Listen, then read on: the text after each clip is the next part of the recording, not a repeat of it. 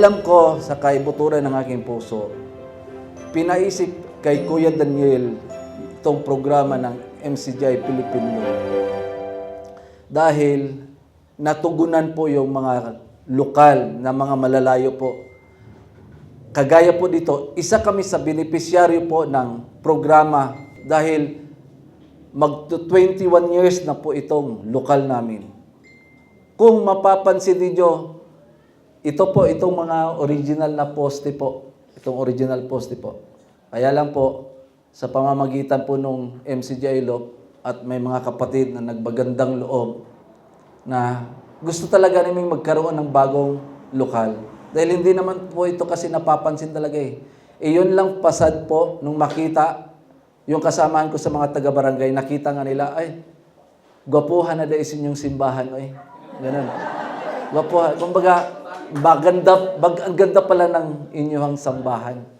Ikaw, hindi pa po yan tapos. Pinagmamalaki ko, hindi pa po yan tapos. Yan nga po, loobin, may awang Diyos, matapos po. Kasi pangarap din po ng aming puso na makarating ang Kuya Daniel sa dakong ito. Dahil mayroon pong naghihintay kasi dito. Yung may-ari ng lupa dito, which is yung nanay ko, idinunit niya po ito para po talaga mapagtayuan ko ng lokal. Si Brother Renato po, siya po yung nagtagagawa po nito, siya po yung nagtatrabaho. Hindi pa po siya kapatid. Ngayon, naanib na po siya. Salamat po sa Diyos. Salamat sa Diyos.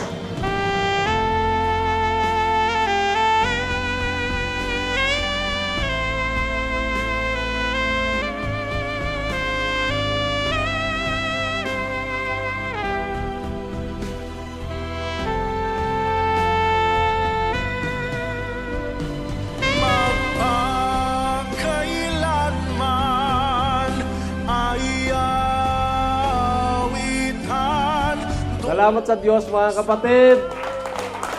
Sa ngalan po ng ating Kuya Daniel, ng ating mga KNP at AB, ng ating po mga kapatid sa East District ng Metro Manila, kami po ay bumabati sa inyo, nagagalak.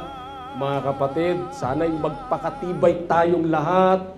Kapit tayo sa aral, mga kapatid, walang bibitaw, tuloy-tuloy lang tayo, magiging dapat tayo sa Diyos. Ito ang totoo, mga kapatid, wala nang iba. Ito ang sa Diyos. Manatili tayo dito, mga kapatid, para tayo maging dapat sa Diyos. Salamat po sa Diyos, mga kapatid. Salamat po sa Diyos. Sa iyo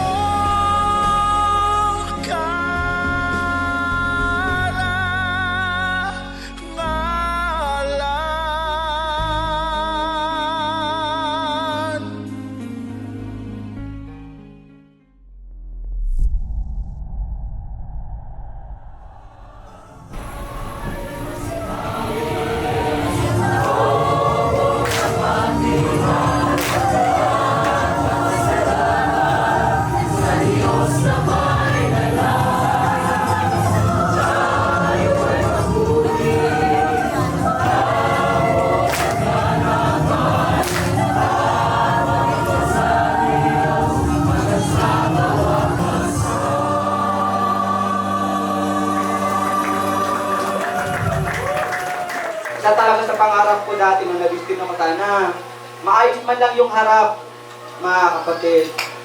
Ito nga, mga kapatid, salamat sa Diyos. Kapag akong kaalam ni Kuya, mga kapatid, na paayusin ang mga lokal, yung ganitong proyekto.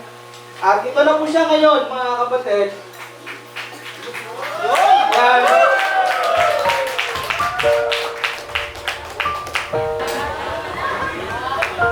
Nahihiya pa po tayo, mga kapatid. Salamat sa Diyos, mga igsoon. Maganda na, mga kapatid. Awa nawa tulong po ng Diyos, may mga dumadaan po dito, nagtatanong, nagpapadoktrina, mga kapatid. So, napakaganda mga igsoon.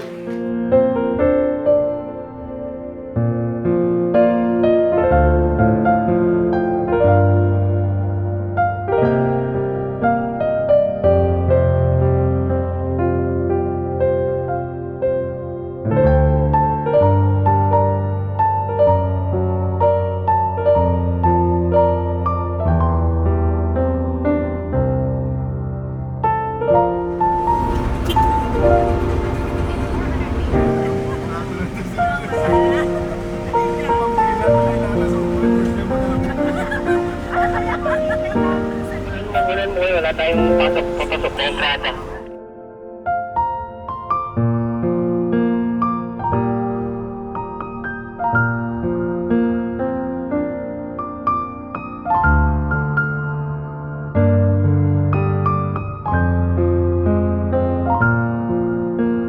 Masaya po kami dito mga Igsoon.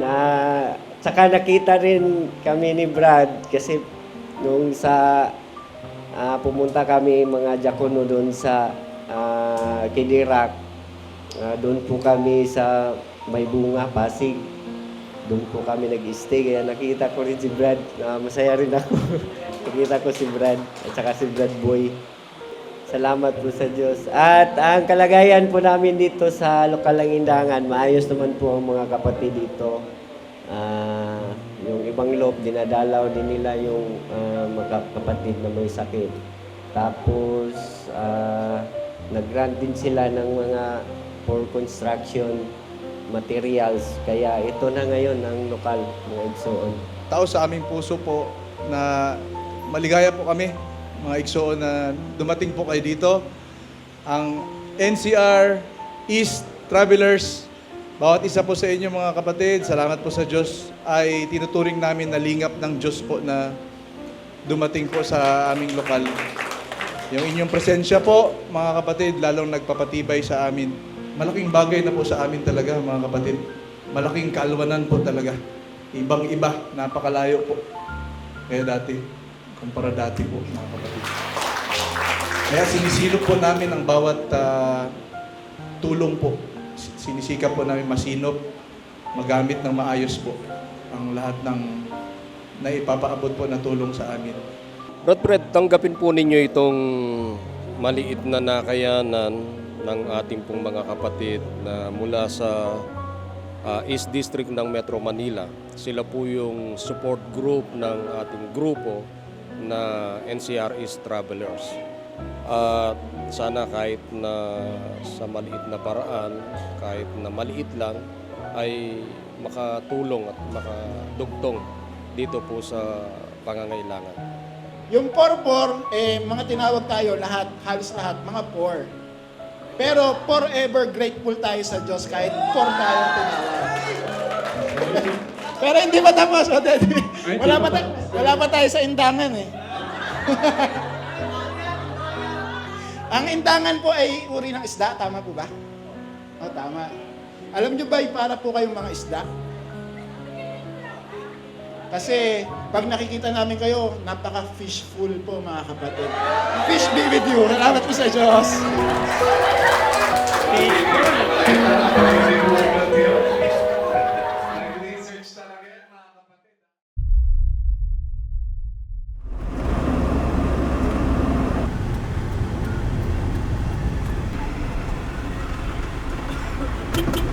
Pag-ibig at kapayapaan ng Diyos ang sumaatin mga Igsoon. Sa aming mga bisitang loopers na nanggaling pa po sa NCRS. Ang kanilang pangalan ay NCRS Travelers. Welcome po kayong lahat mga Igsoon dito sa lokal ng Carmen.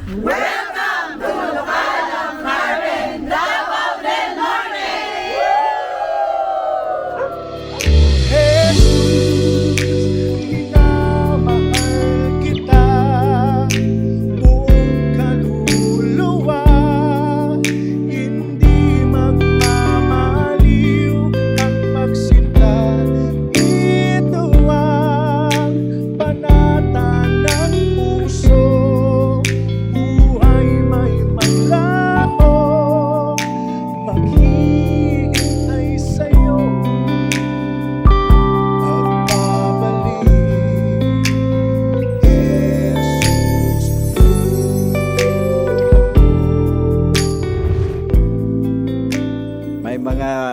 kapatid na nanggagaling sa ibang lokal, dahil na rin sa Philippine Loop na ay nagkaroon ng tsansa na mabisita kami at sa ganon, matupad natin yung paksa.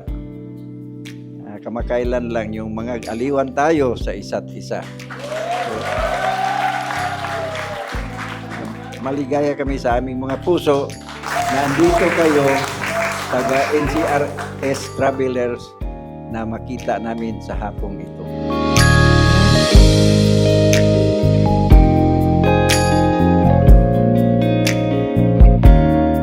Nakikita nila yung pag-iibigan nating mga magkakapatid kaya meron doon sa mga pinuntahan namin may mga naanib na. Ito lang yung isang pinuntahan namin dito mga kapatid sa Marilog. Ang gandang balita nga po kasi nung pinapagawa na yung lokal for the longest time na hindi na ipapaayos, yung gumagawa doon na hindi kapatid, ngayon kapatid na. Mga kapatid, o di ba no? Ang ganda ng nagiging resulta pagka sama-sama tulong-tulong tayong gumagawa. Yun lang naman ang sikreto mga kapatid para masunod natin yung utos ni Kristo. Sabi sa Galatia 6:2, magtulong-tulong kayo sa pagdadala ng pasanin ng isa't isa, sa gayon ninyo matutupad ang kautusan ni Kristo. Oh, Jesus,